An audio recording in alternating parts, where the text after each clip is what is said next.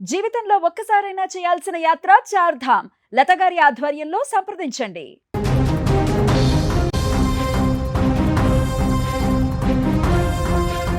Indonesia వణికిపోతుంది.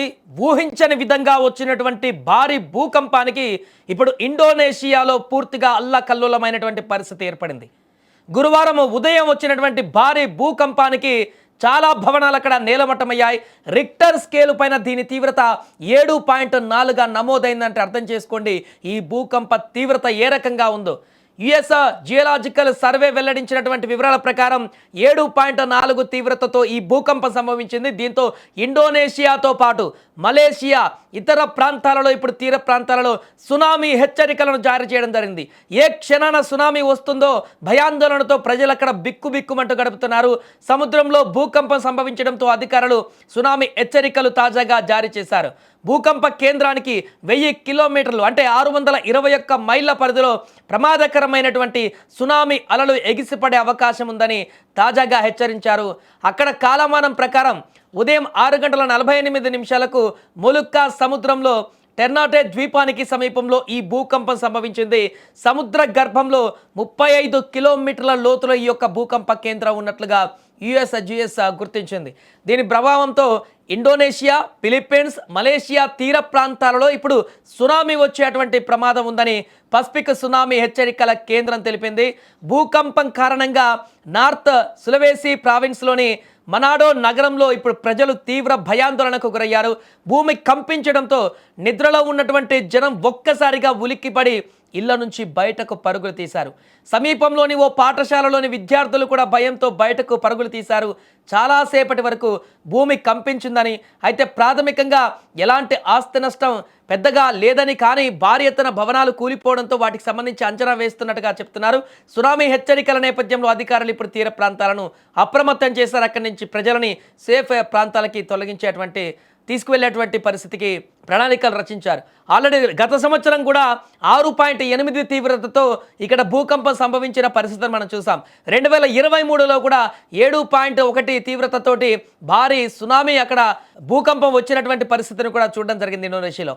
మరలా ఇప్పుడు అదే రకమైనటువంటి అంతకు మించినటువంటి భారీ ప్రభావంతో భూకంపం సంభవించింది. ఒకసారి విజువల్స్ చూస్తే మనకు అర్థమవుతుంది అక్కడ పరిస్థితి ఎంత దారుణంగా ఉందో.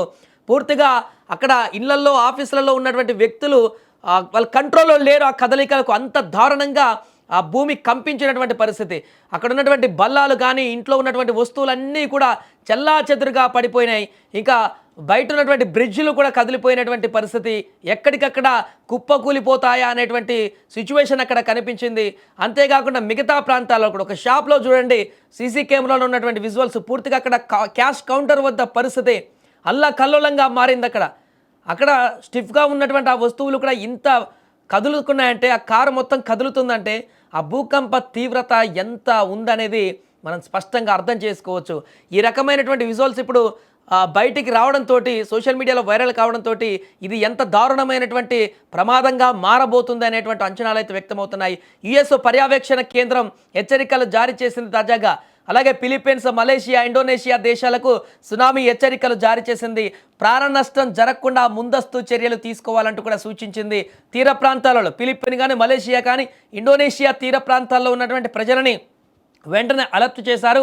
అక్కడి నుంచి సేఫ్ ప్లేస్కి వెళ్ళాలంటూ కూడా సూచిస్తున్నారు. ఏదేమైనా కూడా సునామీ కనుక వచ్చినట్లయితే ఆ తర్వాత జరిగేటువంటి పరిణామాలు ఏ రకంగా ఉంటాయో మనందరికీ తెలిసిందే. గతంలో వచ్చినటువంటి అనుభవాల దృష్ట్యా సునామీ తర్వాత జరిగేటువంటి విధ్వంసం ఇంకా తారస్థాయిలో ఉంటుంది. కాబట్టి ముందే అక్కడ ప్రాణ నష్టం జరగకుండా, ఆస్తి నష్టాన్ని ఎలా కాపాడలేరు, కానీ ప్రాణ నష్టం జరగకుండా జాగ్రత్తలు అయితే తీసుకుంటున్నారు. మరి ఈ భారీ భూకంపం ఇప్పుడు సునామీగా మారబోతుందా? సునామీ హెచ్చరికలు వచ్చినటువంటి నేపథ్యంలో ఈ 3 దేశాలపైన ఎలాంటి ప్రభావాన్ని చూపించబోతుంది? రాబోయే కొన్ని గంటలలో అక్కడ ఏం జరగబోతుంది అనేటువంటి ఒక ఆందోళన అయితే ఇప్పుడు సర్వత్రా ప్రపంచ దేశాలన్నింటినీ కూడా ఉత్కంఠగా మార్చేశాయి. అక్కడ సునామీ విరుచుకు పడితే చిన్న చిన్న దీవులు అక్కడ ఇండోనేషియా కానీ వాటి పరిస్థితి ఏంటనేటువంటి ఆందోళన కూడా వ్యక్తమవుతుంది. ఏదేమైనా కూడా 7.3 తీవ్రతతో వచ్చినటువంటి భారీ భూకంపం అయితే ఇప్పుడు ఇండోనేషియాని గజగజ వణికిస్తోంది.